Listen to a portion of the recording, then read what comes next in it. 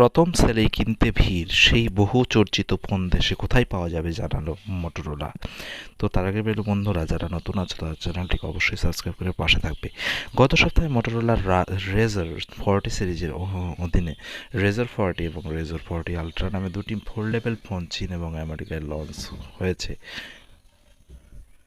তো লোনোভো অধীনস্থ ব্র্যান্ডটি এবার ঘোষণা করেছে ক্ল্যামসেল ফোনগুলি খুব তাড়াতাড়ি ভারতে লঞ্চ হতে চলেছে। একই সাথে রেজার 40 সিরিজ অনলাইনে এবং অফলাইনে কোথায় কোথায় পাওয়া যাবে সেটাও বলে দিয়েছে মোটরোলা। মোটরোলা রেজার 40 সিরিজ শীঘ্রই আসছে ভারতীয় বাজারে। ভারতে মোটরোলার তরফে একটি টিজার প্রকাশ করা হয়েছে, যা দেশে মোটরোলা রেজার 40 এবং রেজার 40 আলট্রা ফোল্ডেবল স্মার্টফোন দুটির আগমনের বিষয় নিশ্চিত করেছে। জুনেই লঞ্চ বলে অনুমান। এছাড়াও কোম্পানির তরফে জানানো হয়েছে যে ফোনটির অ্যামাজন, মোটরোলার ওয়েবসাইট এবং রিলায়েন্স ডিজিটাল এবং দেশের নির্বাচিত রিটেল স্টোরগুলির মাধ্যমে পাওয়া যাবে।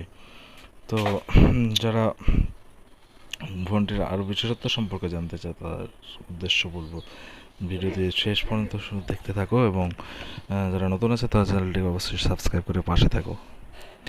তো বর্তমানে রেজার 40 আলট্রা শুধুমাত্র চীনে বিক্রি করা হচ্ছে। ব্র্যান্ডটি প্রথম সেলেই এই ফোনের 10,000 ইউনিট বিক্রি করেছে।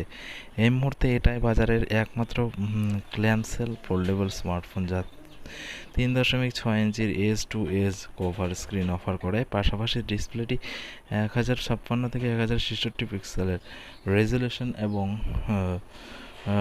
144 হার্টজ রিফ্রেশ রেট সাপোর্ট করে। ডিভাইসটির প্রাইমারি ফোল্ডেবল স্ক্রিনে আকার 6.9 ইঞ্চি, রেজলিউশন 1080x2640 পিক্সেল এবং রিফ্রেশ রেট 165 হার্টজ। এতে কোয়ালকম স্ন্যাপড্রাগন 8+ জেনারেশন চিপসেট আছে।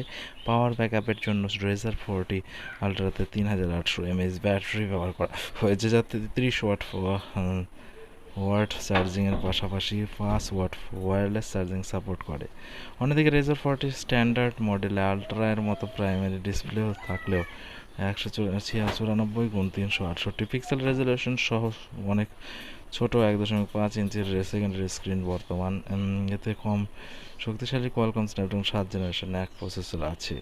রেজার 40 মডেলটি একটি বৃহত্তর 4200 mAh ব্যাটারি শক্তি যোগায় এবং দাম মোটরোলা রেজার 40 এর থেকে সস্তা। তো ভিডিওটি কেমন লাগলো বন্ধুরা কমেন্টে অবশ্যই জানাবে এবং যারা নতুন আছে তারা চ্যানেলটিকে অবশ্যই সাবস্ক্রাইব করে পাশে থাকা বেল আইকনটি প্রেস করবে।